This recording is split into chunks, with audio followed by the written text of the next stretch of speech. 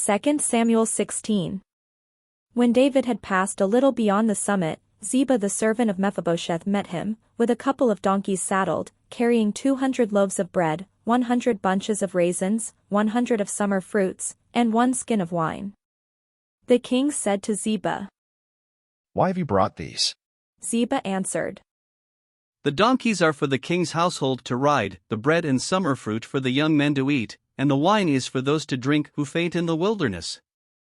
The king said, "And where is your master's son?"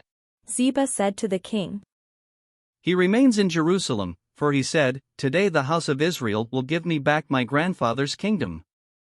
Then the king said to Ziba, "All that belonged to Mephibosheth is now yours." Ziba said, "I do obeisance, let me find favor in your sight, my lord the king." When King David came to Bahurim, a man of the family of the house of Saul came out whose name was Shimei son of Gera. He came out cursing. He threw stones at David and at all the servants of King David. Now all the people and all the warriors were on his right and on his left. Shimei shouted while he cursed, "Out! Out! Murderer! Scoundrel! The Lord has avenged on all of you the blood of the house of Saul, in whose place you have reigned, and the Lord has given the kingdom into the hand of your son Absalom. See, disaster has overtaken you, for you are a man of blood." Then Abishai son of Zeruiah said to the king, "Why should this dead dog curse my lord the king? Let me go over and take off his head."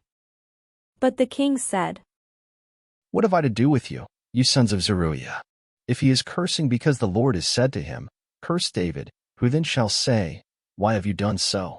David said to Abishai and to all his servants, "My own son seeks my life, how much more now may this Benjaminite? Let him alone, and let him curse, for the Lord has bidden him. It may be that the Lord will look on my distress, and the Lord will repay me with good for this cursing of me today."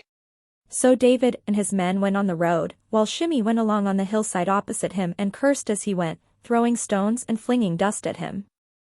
The king and all the people who were with him arrived weary at the Jordan, and there he refreshed himself.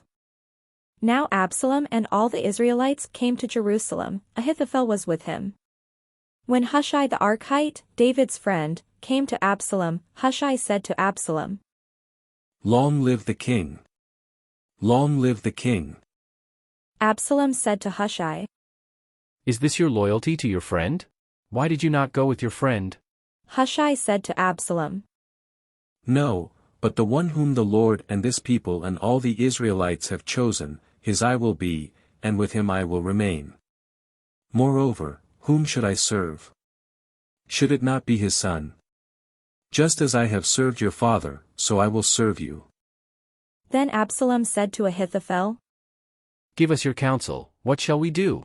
Ahithophel said to Absalom, "Go into your father's concubines, the ones he has left to look after the house, and all Israel will hear that you have made yourself odious to your father, and the hands of all who are with you will be strengthened."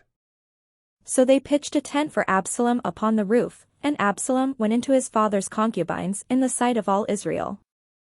Now in those days the counsel that Ahithophel gave was as if one consulted the oracle of God, so all the counsel of Ahithophel was esteemed, both by David and by Absalom.